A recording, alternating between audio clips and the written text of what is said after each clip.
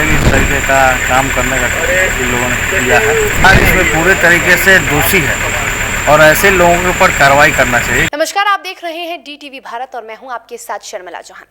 कुछ महीने पहले शराबियों की तलाश में पटना की शादी के माहौल में पुलिस घुसी थी दुल्हन के कमरे में, और इसके बाद से दुल्हन के कपड़े की तलाशी ली गई थी, जिसके बाद से बिहार में बवाल हो गया था। सिर्फ विपक्षी ही नहीं बल्कि सत्ता पक्ष के नेताओं ने भी पुलिस की इस कार्रवाई पर सवाल उठाया था कि ये कार्रवाई करने का कोई सही तरीका नहीं है।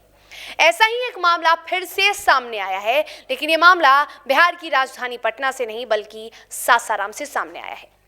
दरअसल सासाराम के लखनऊ सराय मोहल्ले में पुलिस आधी रात को एक हत्या के मामले में फरार चल रहे वारंटी की तलाश में घुसती है। पुलिस आरोपी के घर में घुसने की बजाय उनके पड़ोसी के घर में घुस जाती है, जहां पर नई नवेली दुल्हन के रूम का दरवाजा खुलवाया जाता है और उसके रूम की तलाशी ली जाती है। जब वहां पे मौजूद महिलाएं और परिवार के लोग इस बात की आपत्ति जताते हैं, इस बात का विरोध करते हैं, पुलिस की कार्रवाई का विरोध करते हैं, तो पुलिस पर उनके साथ बदसलूकी और मारपीट का भी आरोप लगा है।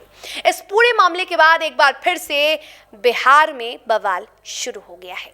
अब विपक्ष के जितने भी नेता हैं वो लगातार सरकार पर और पुलिस की कार्रवाई पर निशाना साध रहे हैं, सवाल खड़े कर रहे हैं।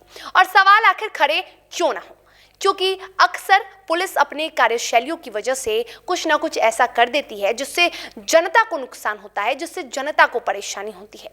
अब सासाराम में जिस तरह से आधी रात को पुलिस दुल्हन के कमरे में घुसती है और दुल्हन का दरवाजा खोलकर जिस तरह से सामान को तलाशती है, कमरे को तलाशती है, जाहिर सी बात है कि दुल्हन भी असहज महसूस करती है।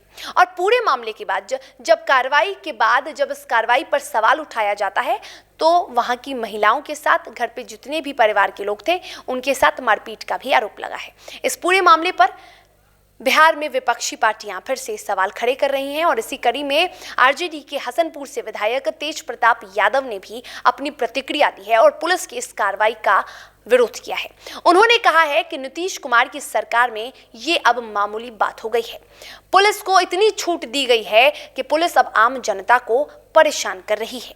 जरा सुनिए क्या कुछ कहा है तेज प्रताप यादव ने। जो है घर के छतों से दुल्हन के घर में घुस रही है और बदतमीजी कर रही है परिवारों के साथ शराब खोजने के नाम पर। कोई नई बात नहीं है, पहले भी इस तरीके का काम करने का इन लोगों ने किया है। तो सरकार इसमें पूरे तरीके से दोषी है और ऐसे लोगों के ऊपर कार्रवाई करना चाहिए कि किसी के घर पे, किसी के छत पे झांका ताकी करना, ये नीतीश कुमार जी की यही खूबी रही है शुरू से इन लोगों का।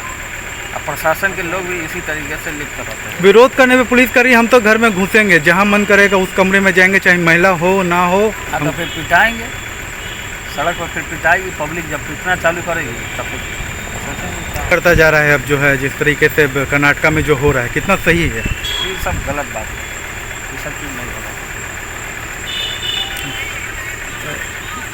तो सुना आपने, तेज प्रताप यादव ने साफ तौर पर कहा है कि मुख्यमंत्री नीतीश कुमार के काम करने का यही तरीका है, वो जनता को परेशान करना चाहते हैं। जब उनसे ये कहा गया कि पुलिस वाले कहते हैं कि वो तो करेंगे ही, तो तेज प्रताप यादव ने ये भी कहा है कि वो करेंगे तो फिर पिटाएंगे भी, क्योंकि लगातार जिस तरह से खबरें सामने आ रही हैं, पटना में भी कुछ महीने पहले शादी समारोह में घुसकर दुल्हन के कमरे में जाकर पुलिस बिना महिला पुलिस ने दुल्हन के कमरे की तलाशी ली थी, जो कि सही नहीं है, जिसका अधिकार पुलिस को नहीं है। लेकिन जब मुख्यमंत्री नीतीश कुमार से इस पर सवाल किया गया था, तो मुख्यमंत्री जी ने कहा था कि हमें इस शराब की खबर लगी थी, इसी वजह से पुलिस वहां गई थी और जब कार्रवाई हो रही है तो इसमें कोई बुराई नहीं है। लेकिन सवाल यह है कि कार्रवाई का भी अपना एक तरीका होता है। कार्रवाई करें, अपराधियों को पकड़ें, लेकिन आम जनता को परेशान ना किया जाए। और इसको लेकर अब फिर से बिहार में बवाल शुरू है। तो अब देखना यह है कि जैसे कुछ महीने पहले हुए इस पूरे मामले पर मुख्यमंत्री नीतीश कुमार ने अपनी प्रतिक्रिया दी थी, तो अब इंतजार है फिर से मुख्यमंत्री नीतीश कुमार के उस प्रतिक्रिया की कि क्या मुख्यमंत्री नीतीश कुमार फिर से पुलिस वालों की साइड लेते हैं या फिर इस कार्रवाई पर वो भी आपत्ति जताते हैं। ये तो अब देखने वाली बात होगी और इसका इंतजार करना होगा। फिलहाल आपको बता दें कि इस खबर में इतना ही। विपक्षी पार्टियां अब लगातार उस पर मुख्यमंत्री नीतीश कुमार को घेरने में लगी है।